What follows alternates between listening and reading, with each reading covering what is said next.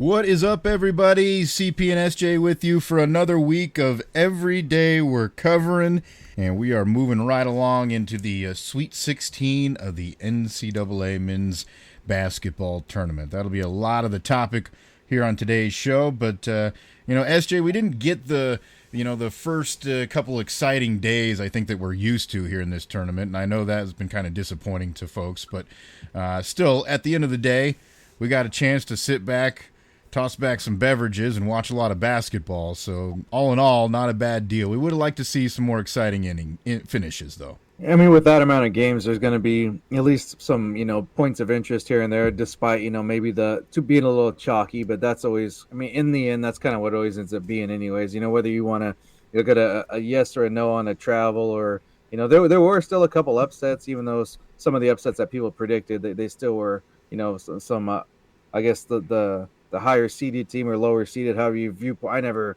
know which. Depends on the person you're talking to.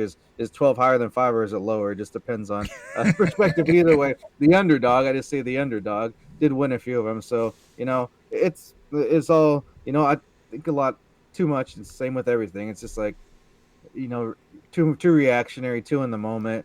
One tournament doesn't mean it's going to be that way for till the end of time. We could get back next year. It could be, we could have 4 11 seeds and 3 12 seeds, and everyone be like, "Oh man, what happened?" All these, though there's no tradition in the sport anymore, and then there'll be the whole opposite conversation next year. So it hasn't been that great. I know the Sunday night games were a little bit more exciting, at least with you talk about your buzzer beaters and maybe your unforeseen type of things, but. Yeah, not great, but decent enough, and I don't know. You can always find something out of it, especially when we're making these plays and watching these totals and that type of thing.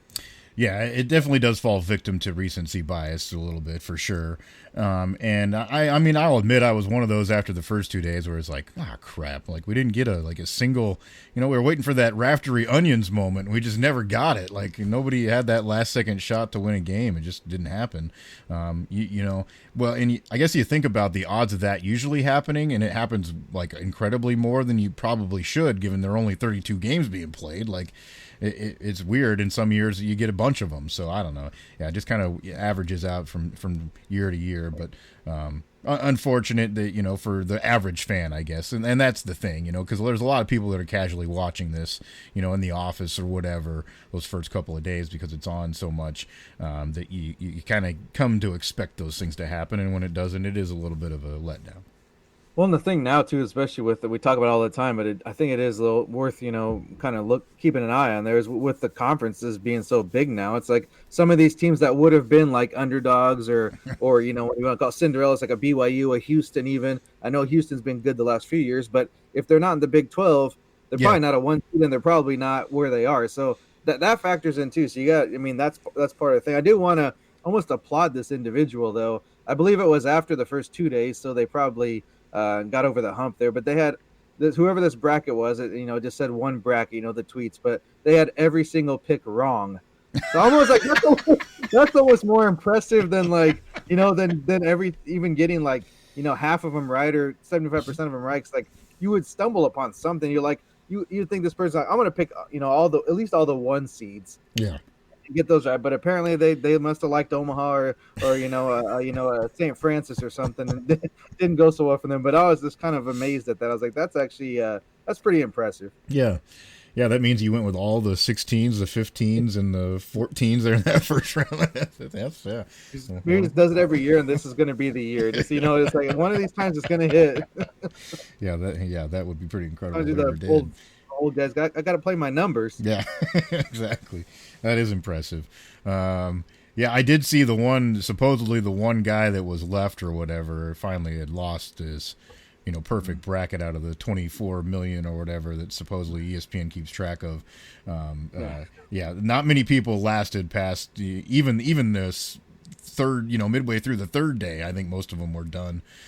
So that's the way it goes. But I guess a little bit to me more surprising just because it has been a little bit more chalky this year. You might have thought there catch a few stray here or there that did have it right up to this point, but not so much the case. It just shows how impossibly hard it is to do. As we get rolling though here, before we get too deep here into this tournament, we do need to talk about what we're pouring down here as well.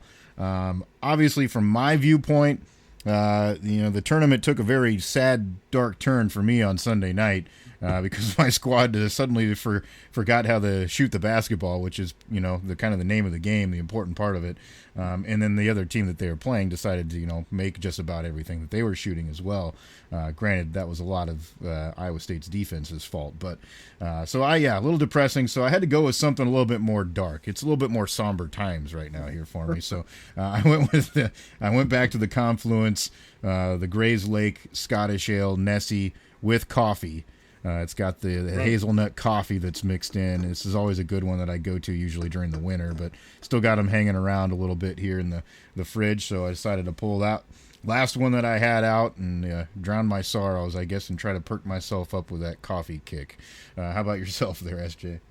Well, in addition to the March Madness, we threw out the Parched Madness there last week, and Amber was on, was in the bracket, made the field, got past the selection committee there. So I don't know if it was on my mind or what, but I happened to grab. And this is like, I'm kind of glad you have an interesting drink there, because this one is as well, the Cobra Especial. It's from a Torn Label here. I think I've had something of theirs here in the recent few weeks in KC somewhere around the crossroads, I think. But either way, it's a Mexican style amber lager, but it's with heirloom corn. I don't know what heirloom corn is, but apparently it goes good with amber lager because it tastes really good. So honestly, I mean, I don't know if I noticed too much of it. I just thought it was definitely one of those, like, you're kind of like, taking a chance there, taking a flyer. But I don't. To me, it tastes comes off pretty well. So I don't have any complaints with that one. And some pretty cool artwork. I know it looks like they did kind of a collaboration with a local taco spot there. So nice. Pretty cool deal. Yeah, usually when you get that heirloom corn, it's got the darker colors going on there, with the purples and the blues kind of thing. So yeah, I guess that makes sense that it lends itself to that, color, that style maybe a little bit. That's an interesting mix because you probably got some, obviously some wheat going on there too with the amber. So interesting. Yeah, and that I think that is really, honestly, to me, that's one of the more underrated styles of beer. Like, you just kind of forget about it a lot because it's not, like, I don't know, it's not promoted by a lot of breweries. Like, I can't tell you one aside from, the old standard, Michelob Amber Bock that was exactly big. Yeah, that's exactly what I was saying. I was like, you don't see it on the shelves a lot, which, and maybe like time of year matters too, because of course around like this time you probably see a few more just like with the Irish holidays and that type of thing. But yeah, to me, it's a good pour, and it's kind of hard to come by. And nothing against that, but you want a little bit more craft, to me at least, when I'm drinking an amber than just like your standard your Michelob. No offense to them, Yeah, no, I love that. I just think it's odd that I can't think of a craft brewery that I know of that like kind of has that as one of their staples. Like you'd think there'd be somebody out there that's kind of like that's their thing. They do it really well, but I don't know of them. So please let us know. Somebody out there knows. There's got to be one out there somewhere that's really got a great one. So let us know. We'd love to try it. So we will talk about that as well. The Parched Madness, that's coming up here later in the program as well. We've had the first round up there for you folks to vote on here for a while, so we're going to give you the first round results, even though I haven't officially blocked off the voting here yet. We're going to let you know. You right still got time, though. Yeah. Even if you're listening while we're recording, you have time. There you go. But we will switch it over and give you the next round here once we get it set up. So we'll tell you the winners here for this first round. But getting back into the tournament, we kind of already touched a little bit on some of the starter topics that I wanted to get to here. And that was, the kind of the lackadaisical start to the tournament a little bit as far as the games coming down to the wire type of thing.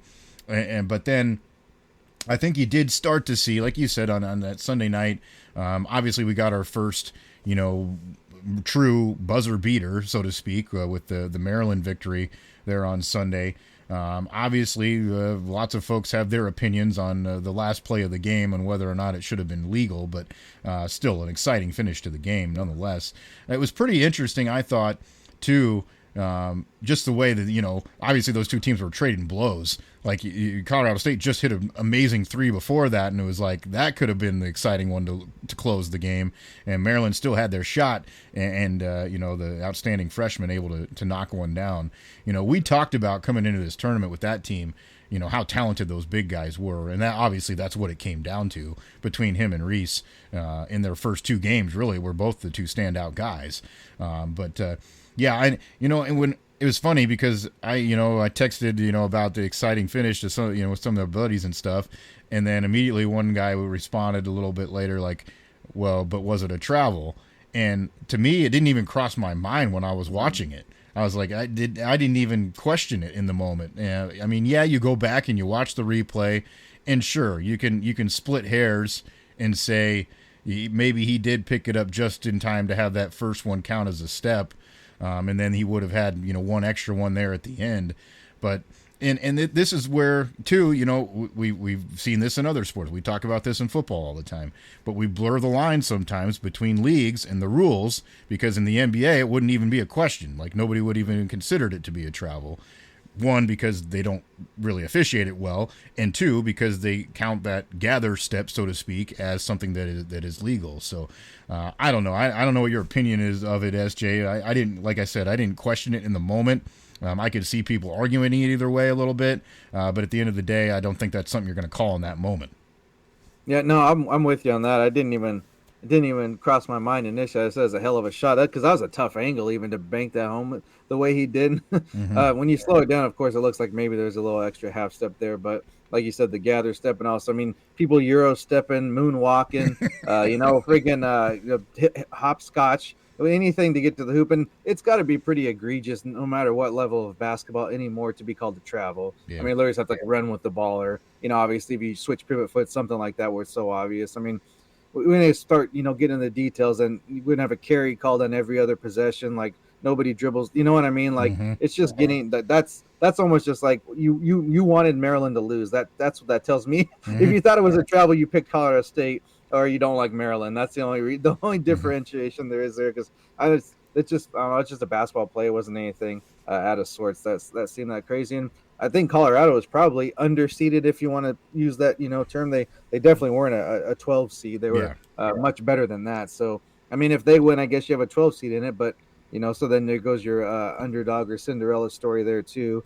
But I guess that would have maybe messed up the plans of the coach, because he was out of town. He's already up in Minnesota. He got the hell out of there, which seems weird, because a lot of coaches have had success there, and then they move on to the next one and it doesn't work out. So I mean, in the long run, I mean, there's been people that have done a decent job after that, but I don't know. Sometimes I just feel like I get that you want the most money and you're trying to get to the highest level, but a lot, just in cases, it's like, I don't know, if it's not broke, what are you trying to fix? Yeah. Because I mean, you're in a smaller conference. I know you probably have to win your league to make it, but you also have I mean, as you would think, of the grind of the season is quite not quite as difficult, or even close to, like, a Big 10, a Big 12, a SEC type of, night in and night out. You can put up 20 wins fairly easily in one of those smaller conferences. Yeah, I'm going to come back to that in a second, because I've built something to build off of that too. But just one more thing back to that play, just because I thought this was an interesting take. I always like to see somebody else's analysis of it that kind of makes me go, oh, yeah, I didn't think of it that way, or I didn't look at it like that.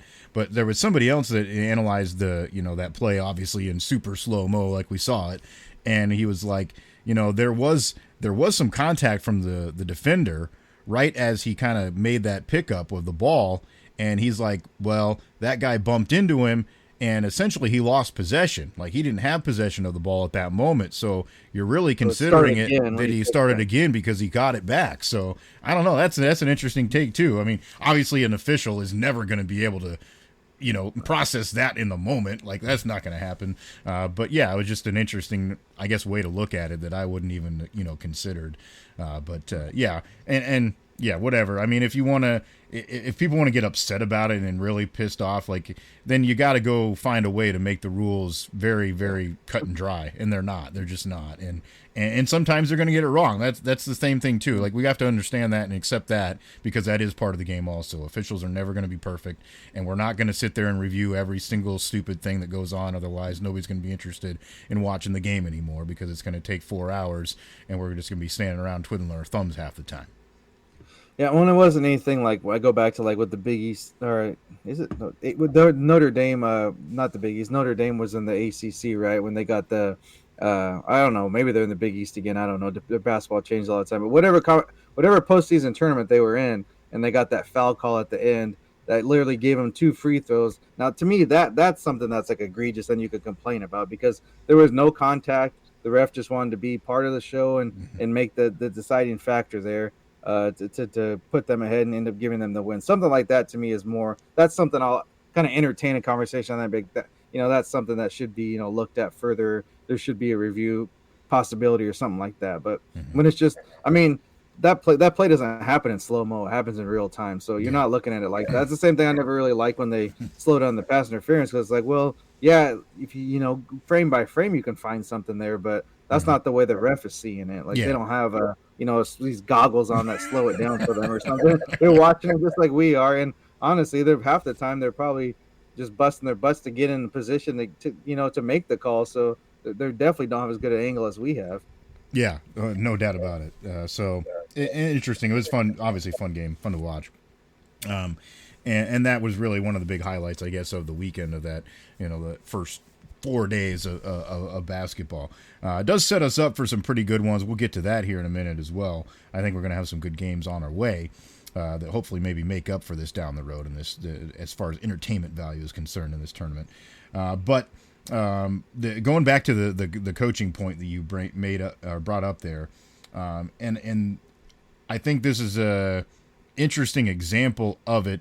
Now I don't blame the guy, the individual, because it kind of makes sense. Obviously, this is in my backyard.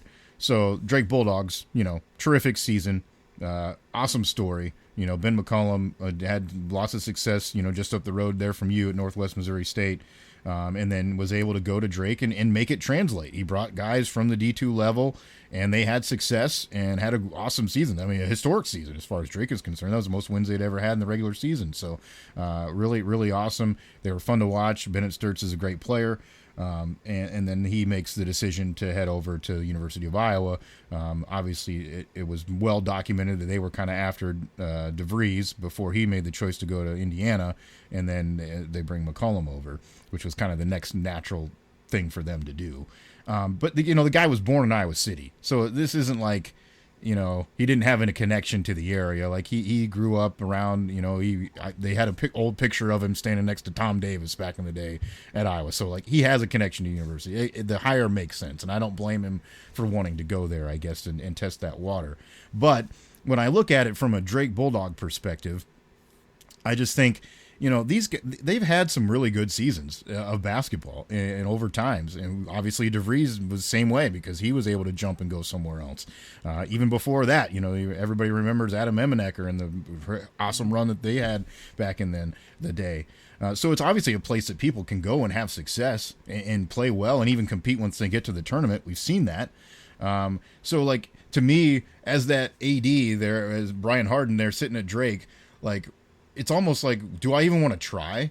Like, I have to do this shit every year. Like, I'm gonna go hire some guy, and I want him to have success, obviously. But then if he does, here I am again trying to find the next guy because they're just gonna leave.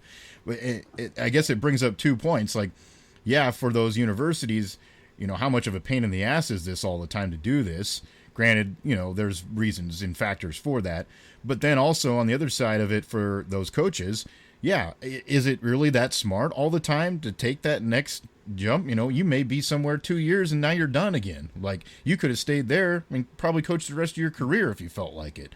And sometimes I guess I wonder why that isn't appealing to some people too, especially, with all the other distraction bullshit that you have to deal with at other programs. If you're in a comfortable spot and people love you, that'd be awfully hard for me to say I'm gone.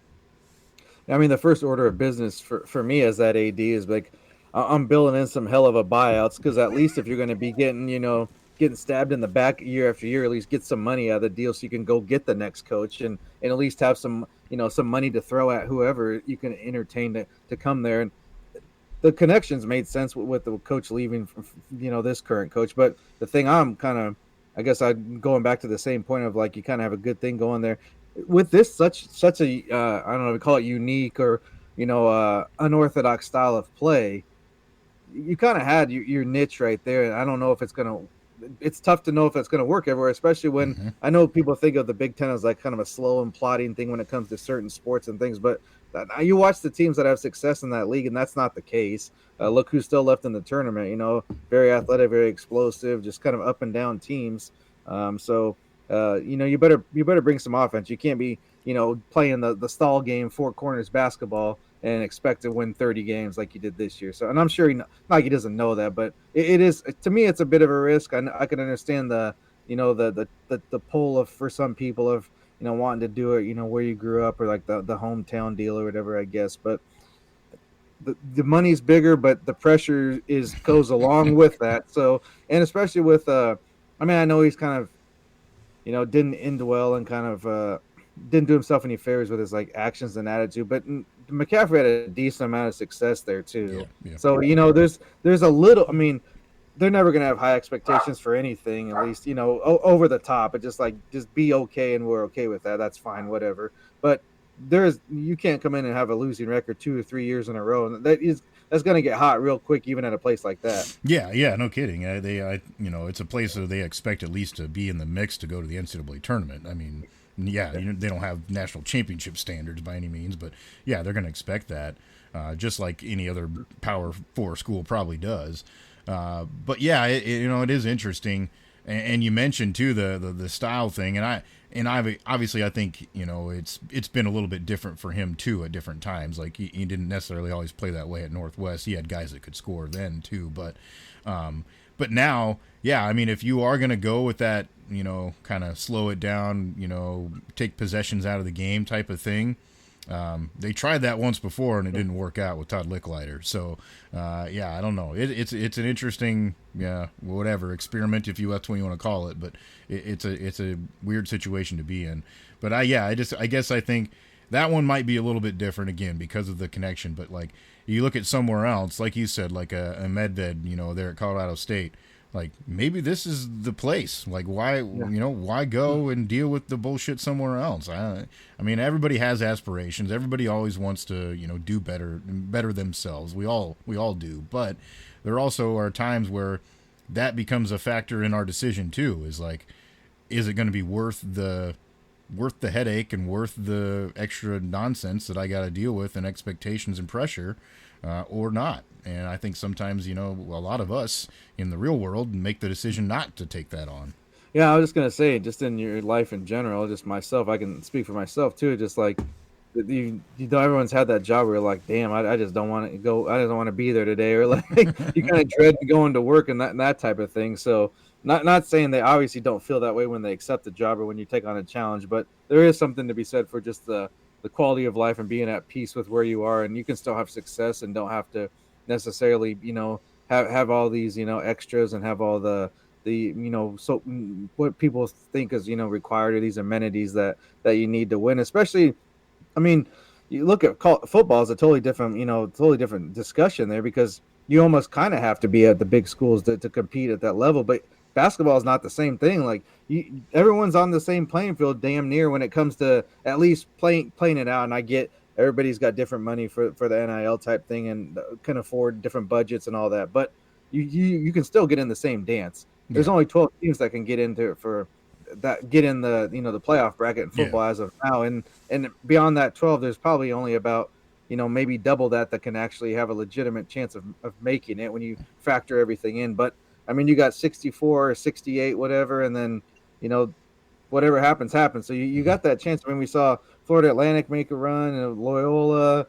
I mean, yeah. George Gonzaga did Mason, it with yeah, now they got one of the big dogs, but they were used to be the underdog. Butler was a friggin' half court shot, like what, yeah, inches away from beating Duke in the national championship. So it's been proven it can be done. It just there's some pull that's there, and I think everyone's different, of course, when there's a bigger connection. But it almost seems like anytime you get the bigger job, you just run for it. When you look at the Xavier coach going to Texas, and these guys we talked about going to the bigger schools, just like any chance they get to go to the supposed I guess better job, they're going to take it. yeah. It's definitely an interesting topic. That leads me to another thing that I wanted to bring up too here that I thought was kind of an interesting take that I heard from somebody as far as the what structure of a team helps you have success too, because that's kind of been, brought up obviously here with this first round. There was a lot of people starting to claim, or at least point to that maybe the NIL stuff is having a little bit of a factor on there not being as many upsets in these first rounds, or tougher for these so-called Cinderella schools to have that type of success. And I think it's double-edged here. I did kind of tend to think that a little bit after that first round. I guess I kind of bought into it myself a minute, but then of course once I took some time to think about it more and heard some other perspectives, I dialed it back a little bit. I think there's two sides of it though. Obviously, like you said, and you kind of alluded to this when we started, and I've heard other people say it too. This is one data point. You can't say that it's this is what's always going to be happening, because this is 1 year. It has been an odd year as far as not happening, but it is just 1 year. So we cannot yet say that this is a trend, so to speak.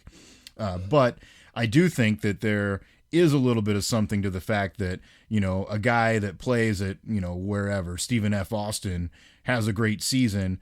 He's probably going to end up being the third best guy on some other team, because they're going to come get him and offer him money. And that does change things. You don't get those guys that stay there. They were pretty good the year before, and you think, oh man, that team really make some noise next year. Well, usually doesn't happen at the smaller schools, because those guys do move on. Now, not saying you can't find a way to replace them too yourselves, and that's happened, but I do think that mixes it up just a little bit and how it works. Along those lines, I saw a pretty interesting graphic, which I should have saved, but of course you get busy and you forget. But anyways, what it was it had just it's like a graphic with 16 like five letter mask. It was the logos of the schools, and it had the starting five of every school that's in the Sweet 16, but it had the logo of where they started at. And Purdue was the only team that all five were Purdue. Michigan State had 4 out of 5, and then everybody else was kind of a mixed bag. But it was just interesting. I mean, some of the teams, they had none from the school that they're at now. All 5 starters were from different schools. And I mean, there's always been the transfer type of things, but obviously not to this level. And there's no way you could have had 5 starters from a different school with the rules that were in place before, with you had to sit out a year or whatever, unless there's like a medical deal. But so that was kind of interesting. That kind of goes along to that point where that is the case. I do think the transfers has obviously changed the game, good or bad. I don't know, that might be something based upon how you watch the game and how you just your opinions on people getting paid or not getting paid at a certain age. That's probably more where that comes down to. But I mean, I guess I kind of mentioned my thing earlier was also that with the conference thing too, it's like they're not the Cinderellas that they used to be just because of the name, and still the 1 year thing. I think we need to give it some time. And I don't know, did people really like? I mean, you think it's cool for a round to upset here or there, but it almost seemed like to me once it got to the Sweet 16, it was like, all right, we've had fun with the underdogs. Yeah. Now let's get the real champion out of here. And that almost seemed like the reveal. It's almost like people were mad when an underdog would kind of make it, like when Butler and Gonzaga used to do it. People seem to root against them if they weren't like a fan of that team just because they're like they don't belong here. They're not one of us. And now it's like, we can't get enough of them. Yeah, that's true. Isn't it interesting how, those first couple rounds, it's like, oh, hell yeah, they like everybody was rooting for them. We loved it. And then, once it gets to the end, it's like, well, this isn't supposed to happen. How'd they get this far? Yeah. Yeah, everyone loved Farouk Manesh on the freaking bench for Colorado State the other day. But when he was freaking putting Kansas in 6 feet under, they were like, what the hell's this guy doing? It was great, though, when they show the old things. It used to be like, man, look how short their shorts were. Now it's like, dude, I did not remember them wearing such baggy long shorts. Like I remember being baggy, but like in the mid 2000s, they were like almost to the ankles, and they were like, I was like, they made like the Fab Five look like John Stockton. I was like, what are you doing? I do not remember being that egregious, but it was because I'm watching the videos. Like, man, those were bad. Yeah, freaking Steve Francis swimming in his shorts, like crazy stuff, man. It's very true.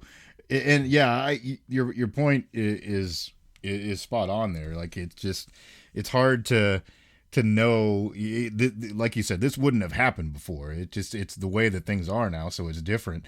Now the other side of this or a take I heard that was kind of related to this too was the argument was, okay, well then how do these smaller teams then go ahead and have success? How are they going to be the Cinderella that does win a couple games in the NCAA tournament?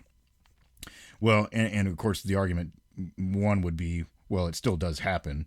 Yeah, Colorado State was a basket away from being in the Sweet 16. So, yeah, it's not unheard of. But I thought this was an interesting way to look at it, too. They're like, well, you're going to get, so instead of, you used to have, like I was just alluding to, guys got better and they had to kind of stay at a place. They didn't want to leave and waste that year, so they just stayed.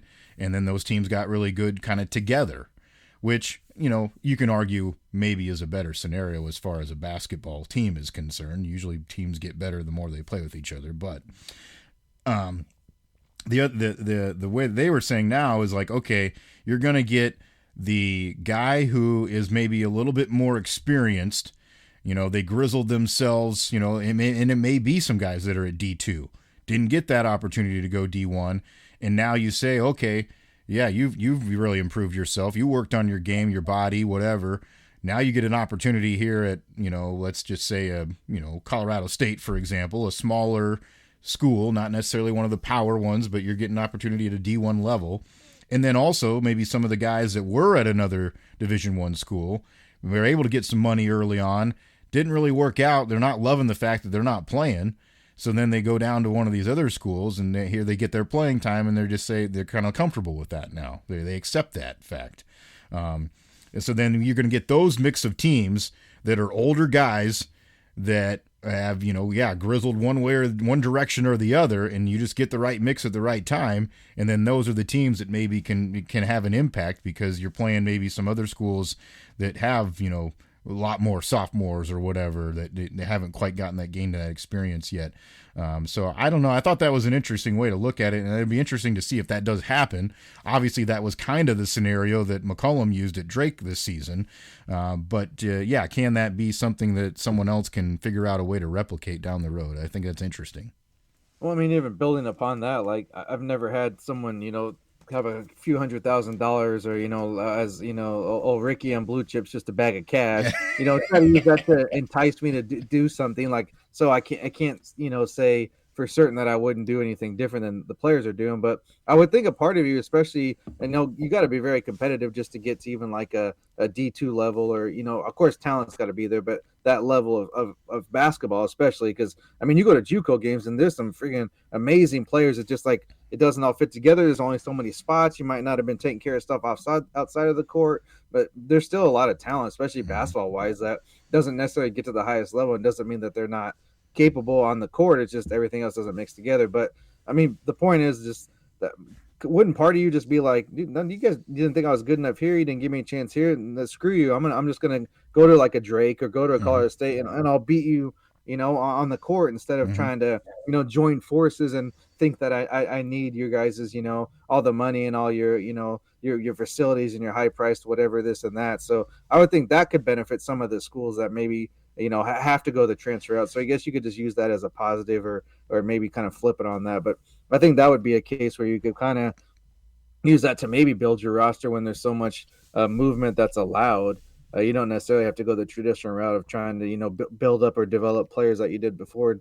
In basketball, I think it could probably happen quicker than it could in football. Oh yeah, for sure. Yeah, you're just talking about getting a couple of really good guys, and that sometimes is all it takes. So interesting way to look at it. And you might start to see too some of the scenarios with some of these smaller schools that that don't have much else going on. Like there are some of these schools that don't have a football team.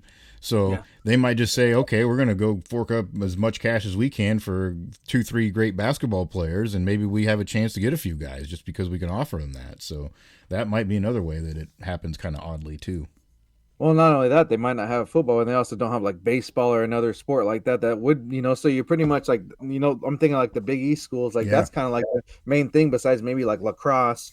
And then, here and there, they got some, I guess some decent, volleyball teams on the women's side, but usually the money split differently. But that type of thing, you can really cash in with the payment that's available.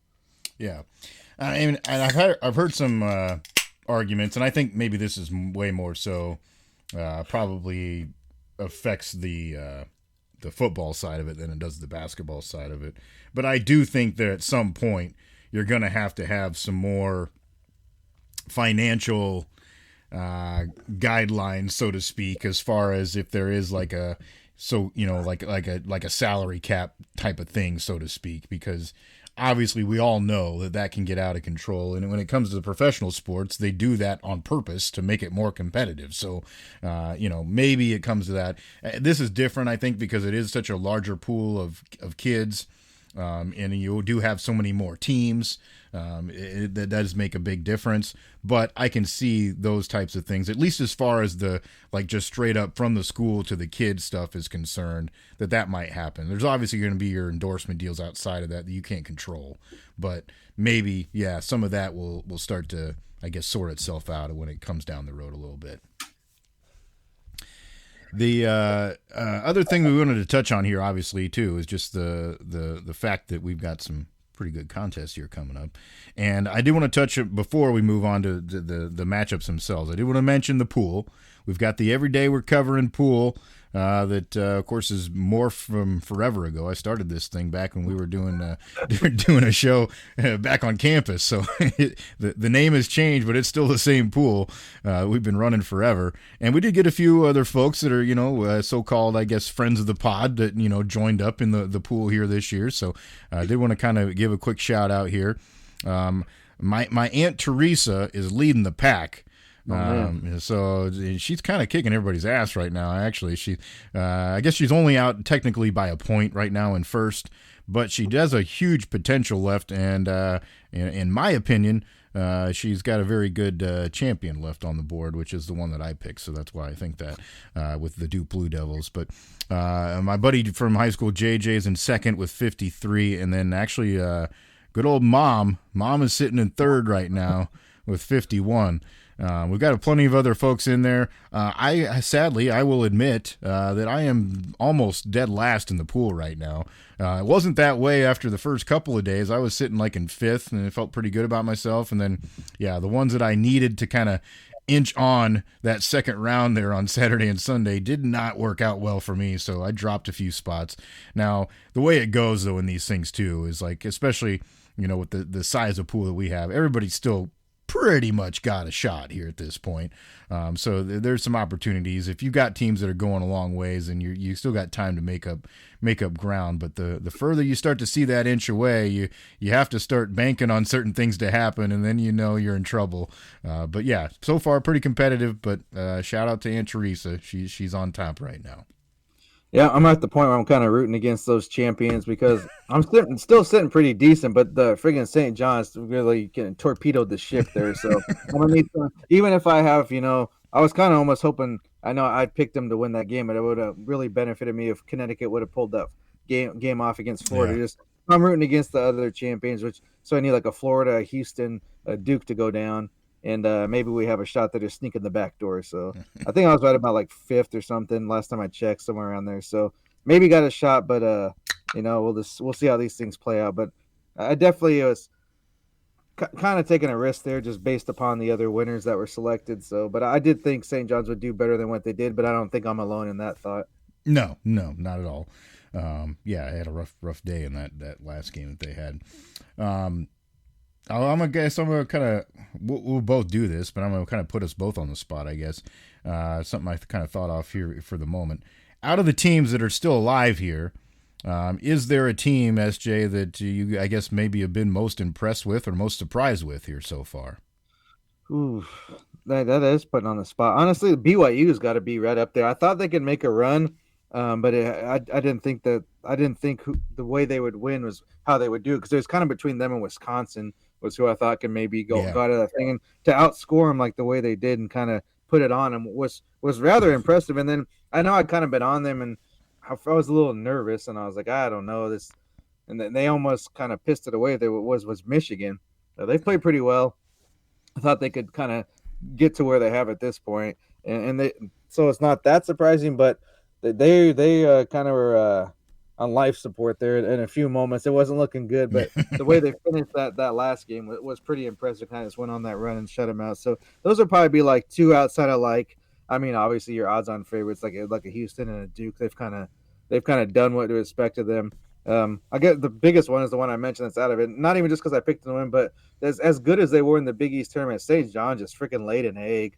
Like I Mm-hmm. mean, I that like I said, picking them to win was a bit of a long shot. I was like, why not? Let's have some fun with this thing. Mm-hmm. Not that I couldn't think they could do, but I was like, you never know. It could be one of those years we talked about previously being like it's. I mean, I know there's always a favorite or two, but it did seem a little bit more wide open. So I was like, maybe this is the year they can do it. But it's not so much that they lost; it's just the way that the game played out. It's like they're not a good shooting team, but they couldn't even make layups. So if that's the case, nobody's if you knew that ahead of time, no one's going to give them a chance. So that was honestly probably one of the most disappointing. Not even, but first, not having like a total like tie or like an emotional investment, but just the way that game kind of played out. But I guess with Calipari, you always know that's he's kind of made his name off that. When you don't expect much of him, he's just going to bite you in the ass. Yeah, yeah. Well, and obviously that's the obvious team to point out too is Arkansas. I don't think anybody saw them, in this scenario. Like I thought that hell that first round game it was a toss up, between them and Kansas. Who knows?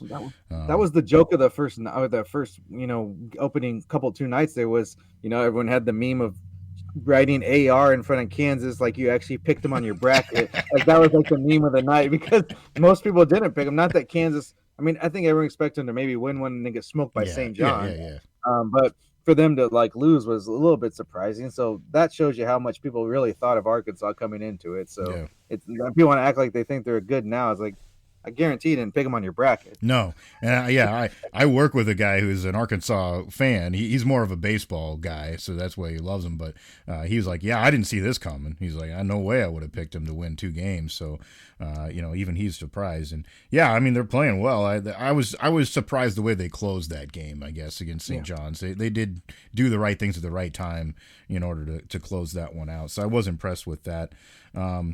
You mentioned the BYU. I I don't like the team. I Yeah. I Right. despise them, but I have to give them credit. They're playing out their ass right now, and I guess the thing that surprised me the most about them is their big guys are playing really well right now. And that's not really what they go on. They're a shooting team. They get hot and they shoot a million threes, and that also can piss you off. But you got to tip your cap sometime if you can do that. But their big guys are getting in the mix, and that makes them dangerous. So they have been a surprise. I wouldn't be shocked if they win another game. So No. that's the thing with them right now. And then the other team that I guess I've been most. I mean, I picked Duke to win it, so I can't say that I'm surprised that they're where they're at. But the other one I think has looked the most like consistent has been Houston. I mean, they're just doing their thing. They go out there and play their style of ball, and they don't. They just seem like a team that doesn't really let another team dictate what they do. They don't get affected by whatever defense you're running or what pace you're trying to run the game at. They usually win. They're gonna play at their kind of half tempoed pace. And they shoot the ball well. They've got guys that can just grind and grit it out. They make big shots when they need to. Every time, that last round, every time it felt like they're getting close to him again, they'd hit another three. And it was like, oh, it's back up to 8-9. Like, that's just how they are. I just think they look really good the way that they're playing right now. So I would say that I'm kind of impressed with them. Well, it seems like, and more so than past years, they score a little bit too, but they're still not worried about it being, ugly, if Yeah. quote unquote. So that's a good thing. There, I guess I probably should give a little bit of credit to Michigan State as well, just because like leading into it, I kind of figured they would kind of falter and kind of fall on their face because I'm not necessarily saying I'm like anti Izzo, but I do think it gets a little overrated how good he is in March. It's like become some freaking storyline or trend, but the team itself, I don't think it's anything he's done. But I think that the team has played really well. It's not like he's made some major coaching adjustments or anything like that. Just like they're really playing well at the right time of year. So I have to give them a little bit of credit too. They've definitely exceeded what I thought they could do. Yeah, so that leads us here into this next round. We don't have to go through every single game here for you, but maybe we'll just kind of give some insight onto what we maybe think will be a couple of games to really have fun watching here in these upcoming round here with the Sweet 16 on the way. Obviously, we get action underway on Thursday with some games, and then on Friday with the four more, and then we'll move on to the Elite Eight here over the weekend.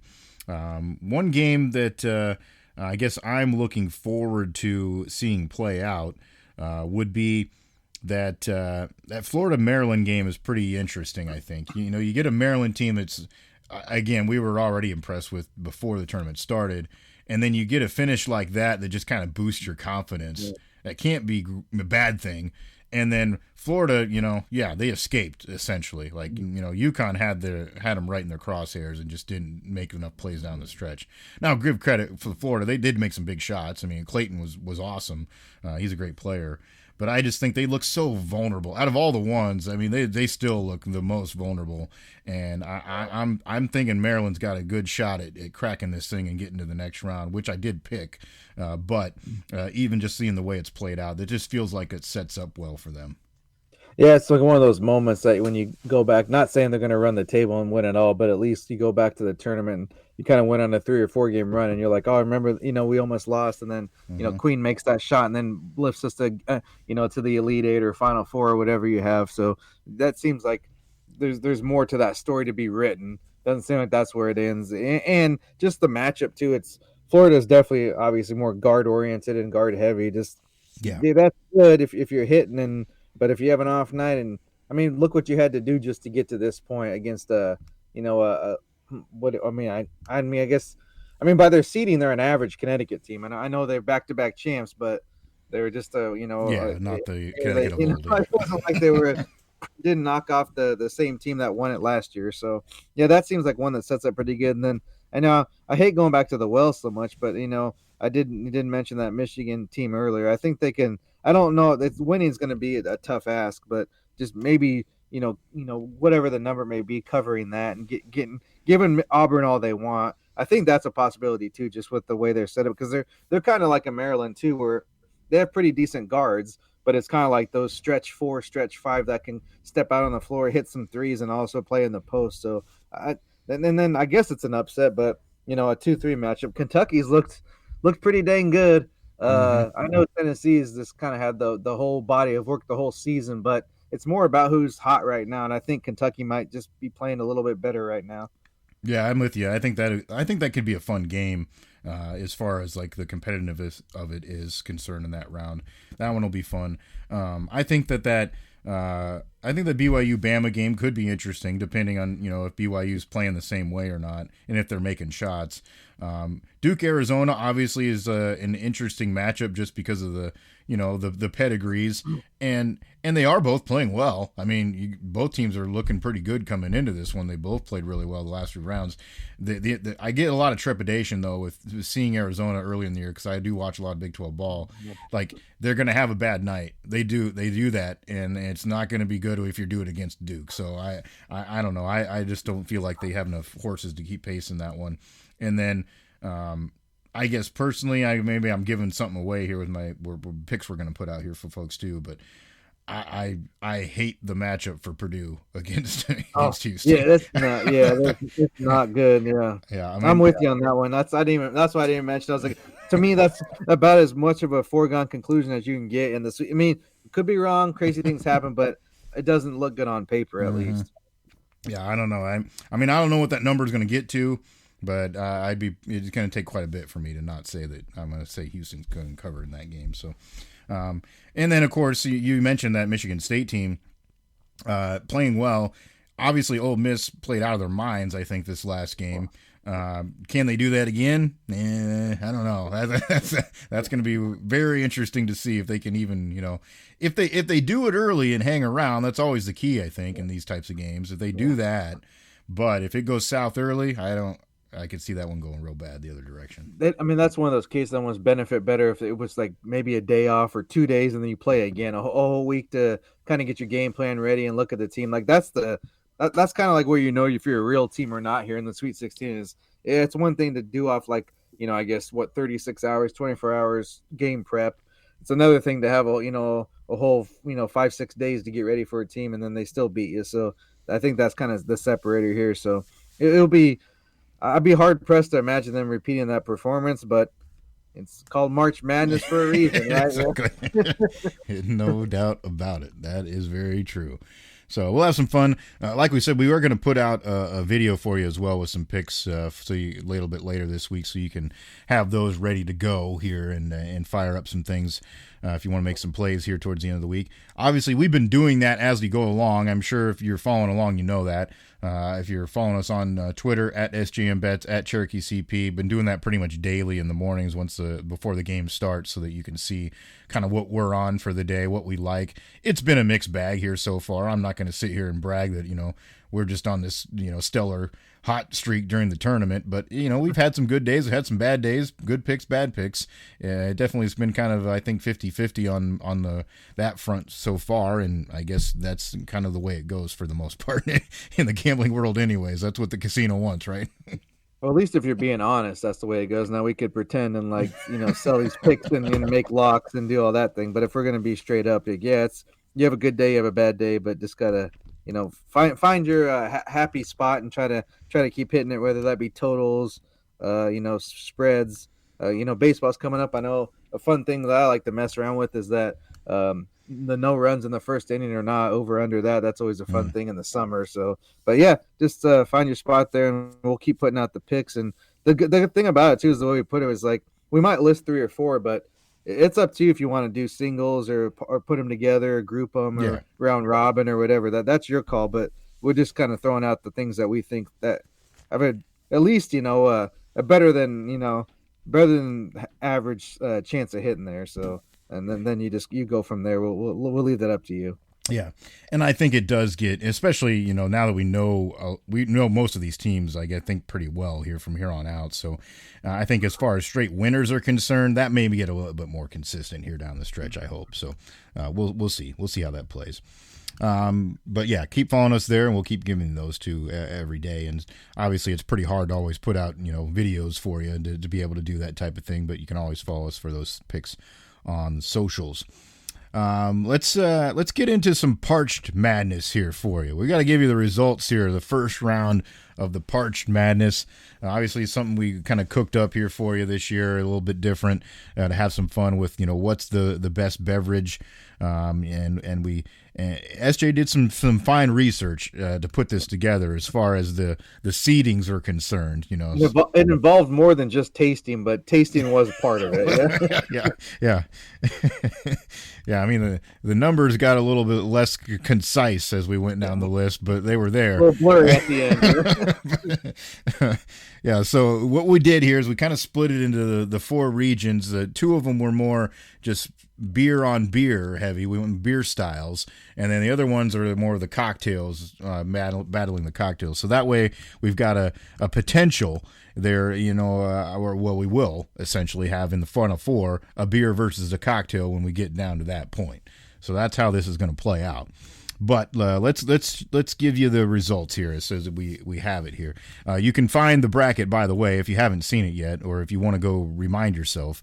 We did put that out on Twitter and on Facebook for you as well, if you want to find it to see the actual full bracket.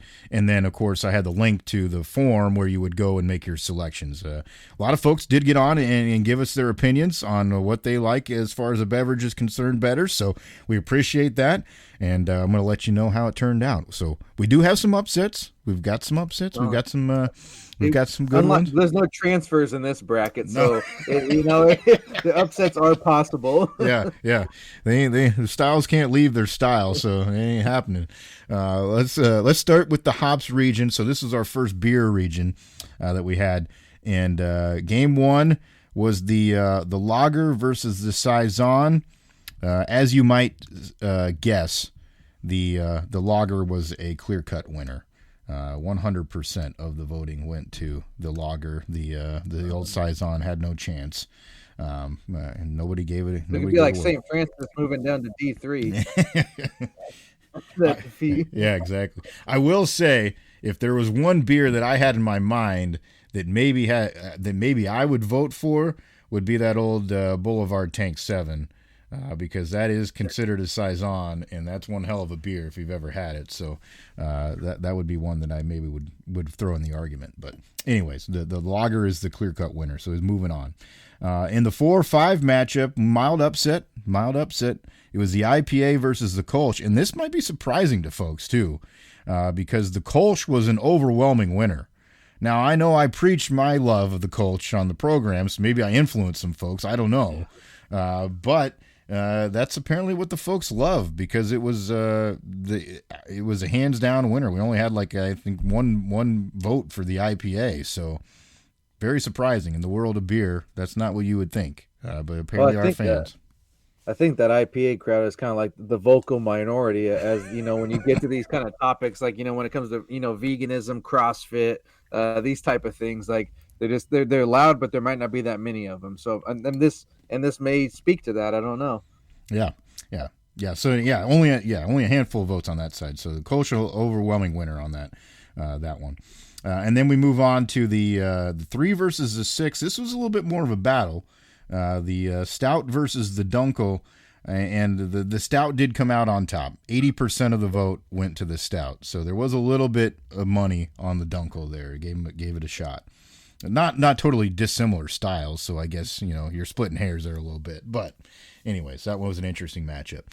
Then we go to the 2-7, the wheat versus the Bach, and the wheat ends up being the hands down winner. Actually 100% of the vote on the wheat, so the Bach didn't have a chance.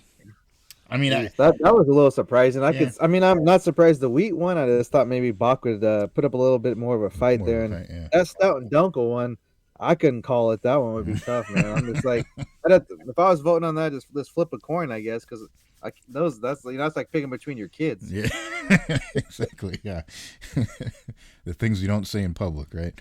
So we go to the cocktail side of that bracket, and that's the shaken not stirred region, which obviously is led by the 1 seed, the Martini, and it was a hands down winner over the Pina Colada.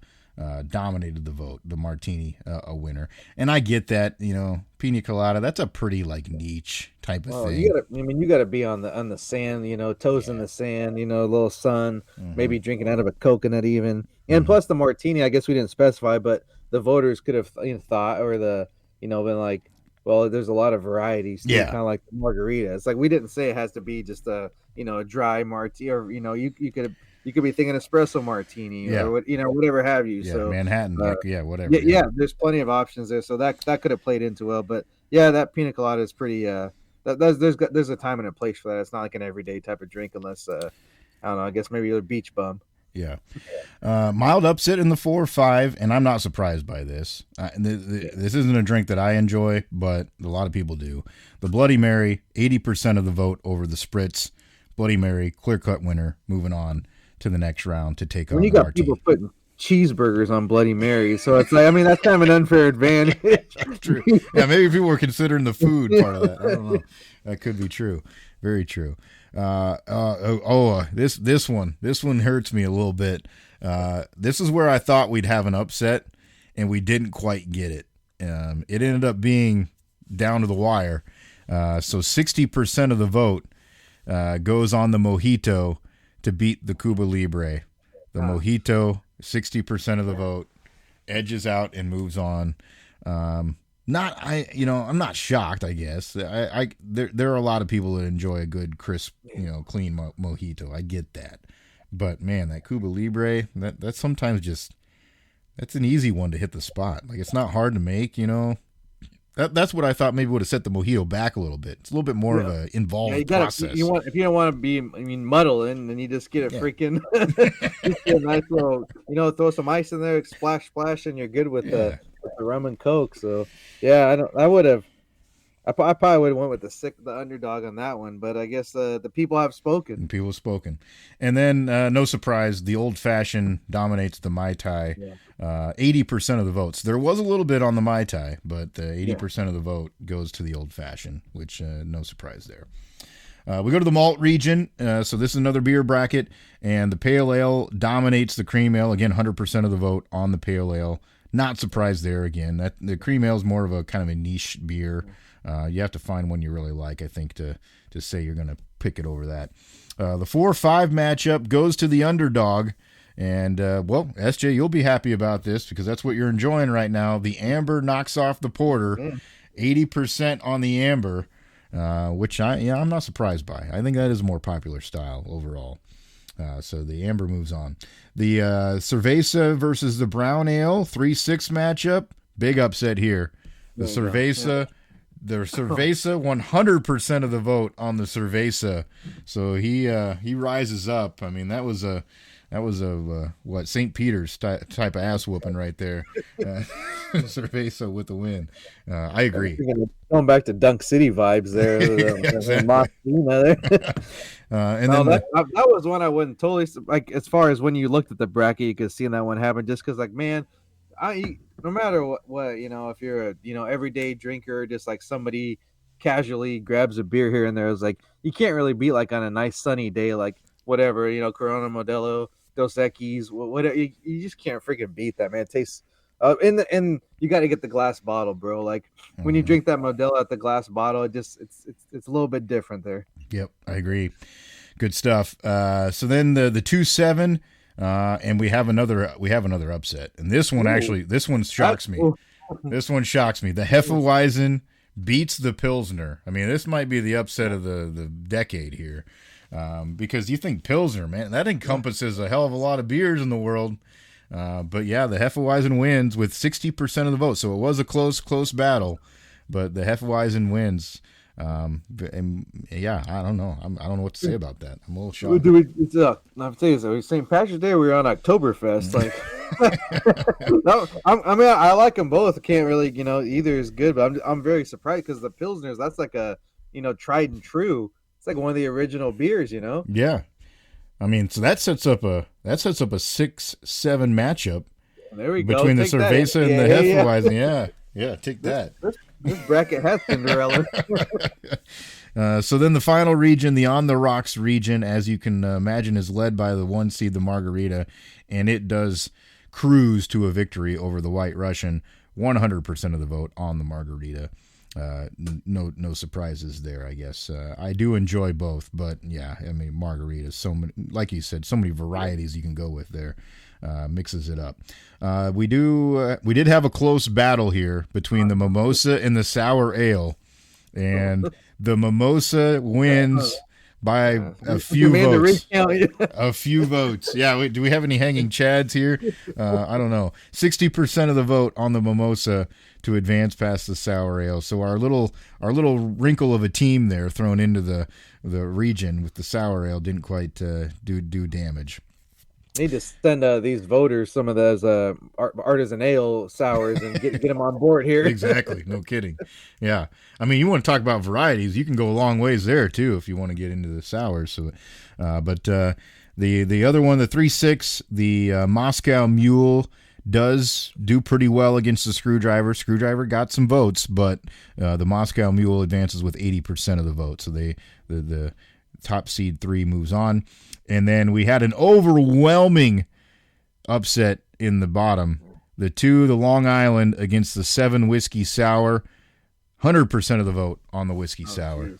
That was a Loyola Sister Jean special right there. That was a butt whooping. Yeah, not surprised though. I mean, the Whiskey Sour, that's a pretty universal drink for a lot of people. So I can see that.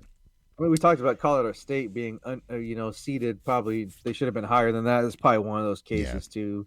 There's probably, but I mean, when you only have 32 teams, you get down to your seeding. Gets on you a little quicker than when you got 68. No doubt. So that's our results there from the round of 32, our first round here of the bracket.